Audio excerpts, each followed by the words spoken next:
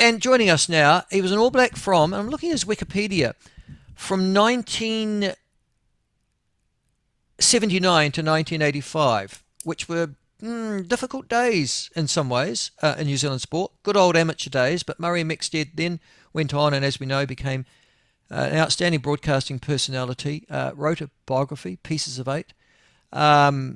He's been awarded just recently a New Zealand Order of Merit for his services to rugby. Ran his own academy from which a number of All Blacks and outstanding rugby players have come. And he would have had some very strong views watching Saturday night, and that's what we're asking for this morning. Murray Mexted joins us again. Murray, welcome back to the show. Listen, that's right, is it? You played for the All Blacks 1979 to 1985 inclusive, is that right? Well, we actually toured South Africa in '86, but But that was the Cavaliers. Sort of the Cavaliers tour, you see. So, and I retired after that. I say it's to 1986, but it isn't recognised. I know. All right. Yeah, fair enough. Well, actually, we lost that series, so we don't want to recognise it for another reason.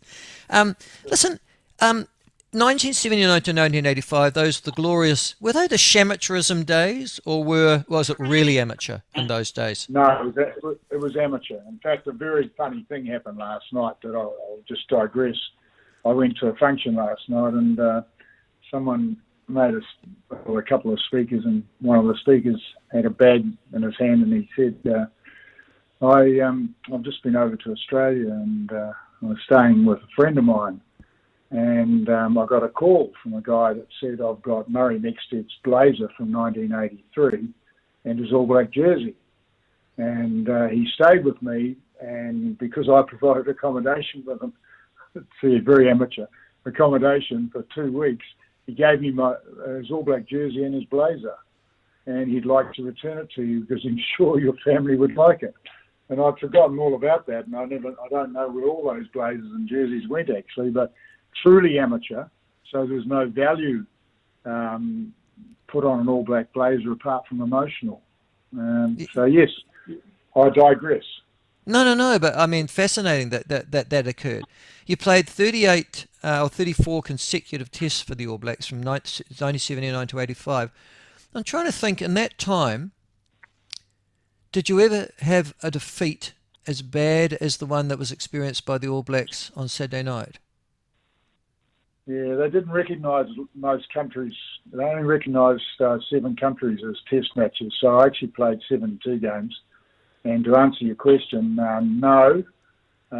It was a shock to me, the second half. I was sitting in the stadium, obviously, and the first half went pretty much according to plan. The Springboks, being so physically strong, dominated that first quarter of an hour, really territorially particularly, and put a lot of pressure on the All Black side, who was skillful enough to get out of it and score a pretty good try.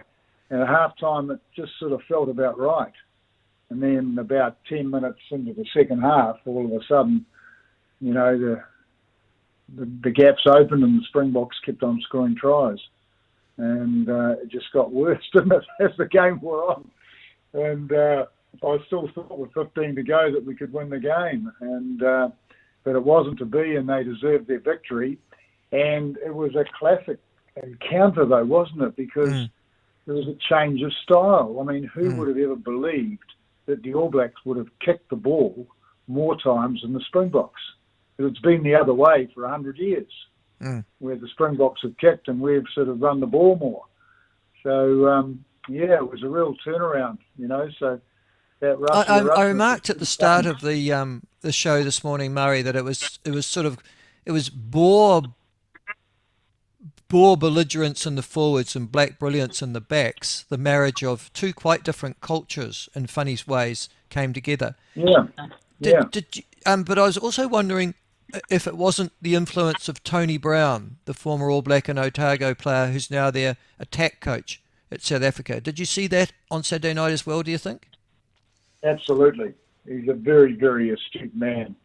Technically good, but he's also got vision. And he was one of our coaches at Irons, actually, so I do know about his coaching ability and skill and attitude, and I'm sure he's made a big difference But like the Wallabies, really, they've got a Kiwi coach as well, Yeah. and they're all a big threat these days, and so it should be. No, fair enough too. Do you think when you look at Tony Brown sitting in the box with Erasmus, when you look at Schmidt, obviously preparing them for a Bledisloe Cup match, and they're by no means unique in terms of the international coaching calendar, that we are losing our best coaches overseas? We're not necessarily having them coach the All Blacks?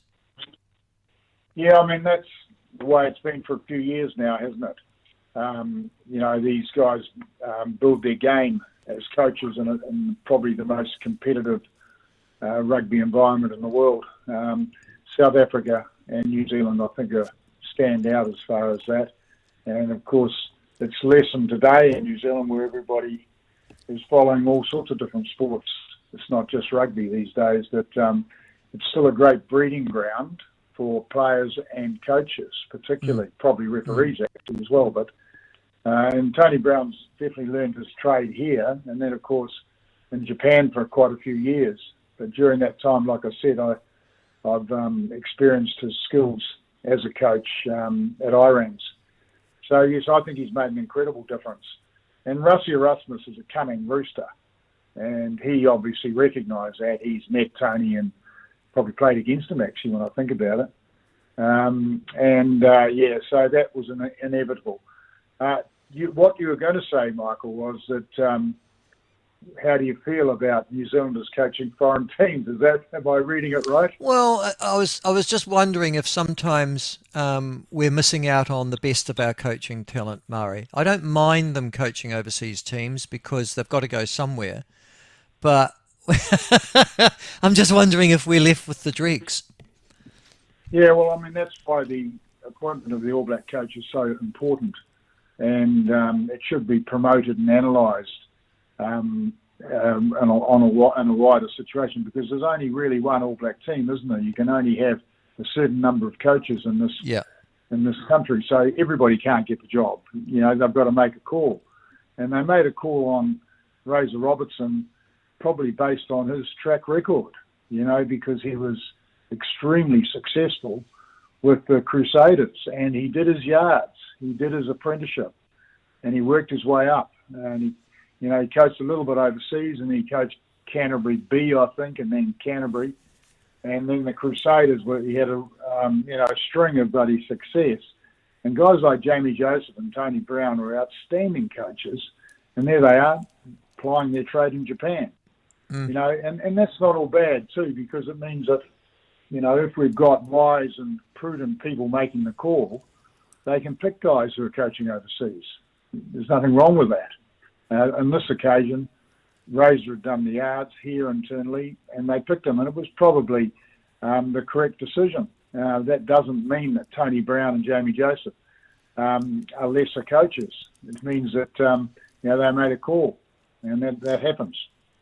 Listen, but the other thing that I watched, and you would have seen too on Saturday night, and I don't know if it was universal, but Scott Razor Robertson looked shell-shocked at the end of that game.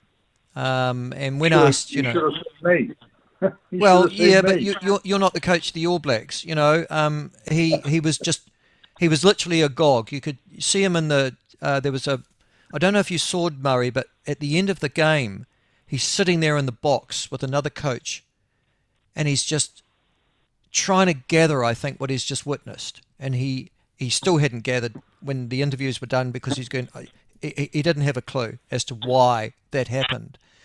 I've never played sport at this level. You have, obviously, at a hugely high level.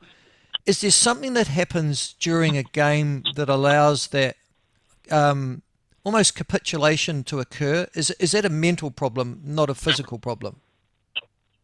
It's called the ebb and flow of psychic energy. Okay. So you can feel it on a show. If I'm playing, you can feel it go against me, and I can't stop it. There's nothing I can do. That's right. That may be the case. Sometimes you can do a dramatic thing to change everything, like an intercept try that was scored in that game. In the first half, we dominated the scoreboard and actual play time. We cut them open several times, and the only glimmer we saw was that intercept try. And those things happen in every game where a team wants to move the ball, someone anticipates well, and he did it well, and they scored.